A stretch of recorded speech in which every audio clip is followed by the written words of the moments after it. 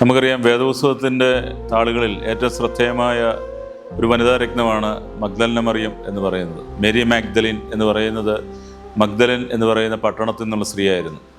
അവർ വലിയ സാമ്പത്തിക ശേഷിയുള്ള ഒരാളായിരുന്നു. കർത്താവ് പ്രാർത്ഥിച്ച ഒലിവുമലയൊക്കെ അവരുടെ അധീനതയിലുള്ളായിരുന്നിട്ടാണ് ചരിത്രം പറയുന്നത്. ദിവസവും തന്നെ പറയുന്നുണ്ട്, കർത്താവിനെ സാമ്പത്തികമായിട്ടൊക്കെ സഹായിച്ചിരുന്ന ഒരു സ്ത്രീയാണ് ഈ മഗ്ദലന മറിയം എന്ന് പറയുന്നുണ്ട്. അവളിൽ നിന്ന് 7 പിശാചുക്കളെ കർത്താവ് പുറത്താക്കിയിരുന്നു എന്ന് പറയുന്നുണ്ട്. അതിൻ്റെ ആ ഒരു വാക്യത്തോട് ചേർത്ത് വെച്ച് വായിക്കേണ്ടത് 7 പിശാചുക്കൾ എന്ന് പറയുമ്പോൾ അവരുടെ ജീവിതത്തിൻ്റെ സങ്കീർണതയാണ്, പാപത്തിൻ്റെ അവസ്ഥയാണ് നമ്മുടെ മുമ്പിൽ വ്യക്തമാക്കി തരുന്നത്.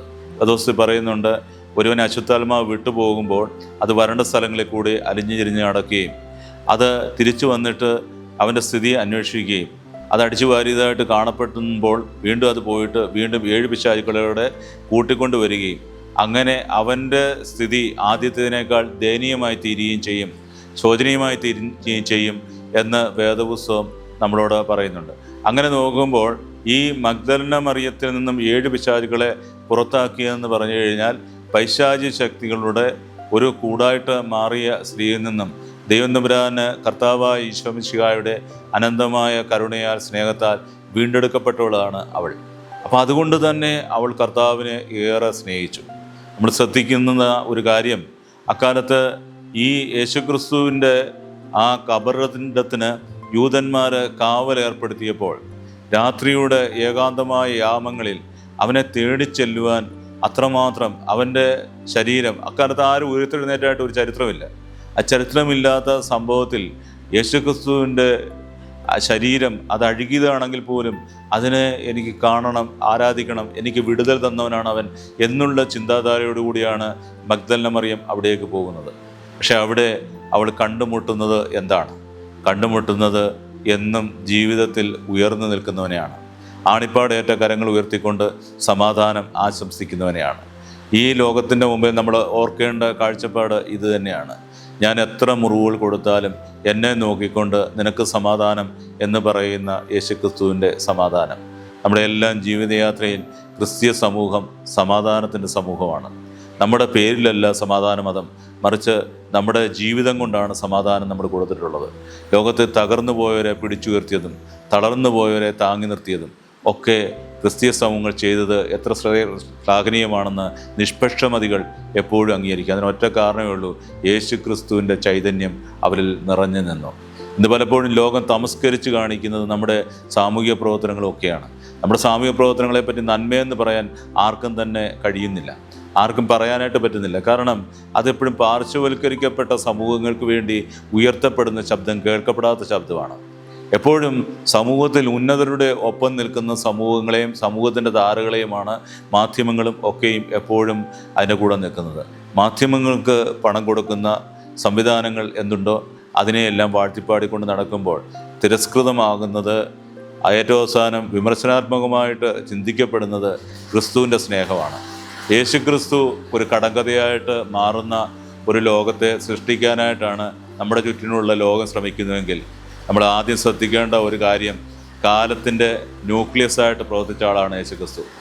ആരെല്ലാം എത്രയെല്ലാം തമസ്കരിക്കാൻ ശ്രമിച്ചാലും വാച്ചിലേക്ക് ഒന്ന് നോക്കി സമയം പറയുമ്പോൾ യേശുക്രിസ്തു പിറന്നിട്ട് ഇത്ര വർഷമായി, ഇത്ര മാസമായി, ഇത്ര സമയമായി എന്ന് പറയണമെങ്കിൽ യേശുക്രിസ്തുവിനെ ഓർക്കാതെ നിരീശ്വരവാദിക്കും കഴിയില്ല, ഈശ്വരവിശ്വാസിക്കും കഴിയില്ല, വിമതനും കഴിയില്ല, മതമുള്ളവനും കഴിയില്ല, ആർക്കും കഴിയില്ല. കാരണം ഒരു കാലത്തിൻ്റെ നാന്ദി കുറിക്കുന്ന ന്യൂക്ലിയസാണ് യേശുക്രിസ്തു എന്നത്.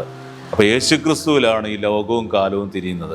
ഇതിൻ്റെ ഒരു ഭാഗമായിട്ട് മാത്രമേ മനുഷ്യന്മാരുള്ളൂ. ഒരാൾ 50 വയസ്സ് അല്ലെങ്കിൽ 100 വയസ്സ് വരെ ജീവിച്ചു എന്ന് പറയുമ്പോൾ യേശുക്രിസ്തുവിൻ്റെ വർഷ പരമ്പരയിലേക്ക് കൂട്ടിച്ചേർത്ത് വെക്കുന്നത് മാത്രമേ ആവുന്നുള്ളൂ അവൻ്റെ ജീവിതം.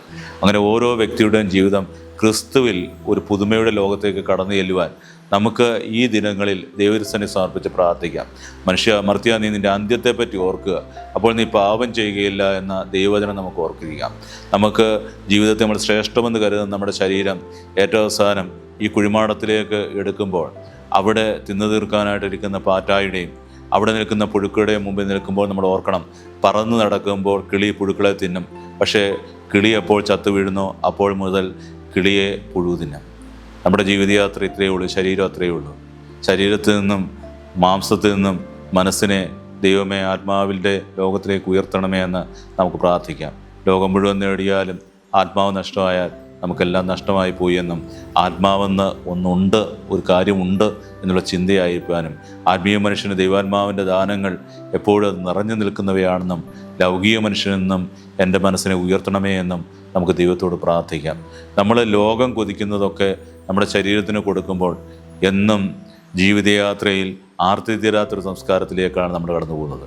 പക്ഷേ കർത്താവ് നൽകുന്ന സമാധാനം എടുത്തു കളയാത്ത സമാധാനമാണ്. ഞാൻ നൽകുന്ന സമാധാനം ആരും നിങ്ങൾ എടുത്തു കളയത്തില്ല.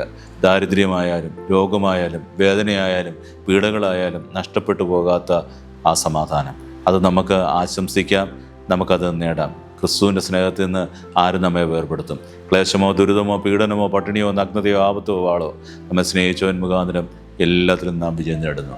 ക്രിസ്ത്യാനി എന്നുള്ള നിലയിൽ കഴുത്തറക്കപ്പെട്ടാലും ജീവിതയാത്രയിൽ ഞാൻ അകാലത്തിൽ മരണപ്പെട്ടാലും എന്തെല്ലാം സംഭവിച്ചാലും ക്രിസ്തുവിൽ എനിക്കൊരു വിജയമുണ്ട് എന്നുള്ള തിരിച്ചറിവാണ് രക്തസാക്ഷികളെ അവരുടെ രക്തസാക്ഷ്യത്തിലേക്ക് നയിച്ചത്. അവരുടെ ജീവിതയാത്രയിൽ അവരുടെ രക്തം വീണ് കുതിർന്ന മണ്ണുകളിൽ നിന്നുകൊണ്ട് അനേകായിരങ്ങൾ യേശു ക്രിസ്തു സത്യമായി ഉയർത്തെഴുന്നേറ്റു എന്ന് പ്രാർത്ഥിക്കുവാനിടയായി. അവർ മരിച്ചു വീണ ഭൂമികയിൽ ആയിരങ്ങൾ ഓടിക്കൂടി ഇന്നും നിങ്ങൾ ഞങ്ങളുടെ ഹൃദയങ്ങളിൽ ജീവിക്കുന്നുവെന്ന് വിളംബരം ചെയ്യുന്നു. നമുക്ക് ക്രിസ്തുവിൻ്റേതായി മാറാം. ക്രിസ്തുവിൽ സ്വർഗം കണ്ടുകൊണ്ട് ഭൂമിയിലെ പൗരത്വത്തിലായിരിക്കുമ്പോൾ തന്നെ സ്വർഗീയ പൗരത്വത്തിൻ്റെ അംഗങ്ങളായിട്ട് നമുക്ക് മാറാം. ദൈവം നമ്മളെ അനുഗ്രഹിക്കട്ടെ.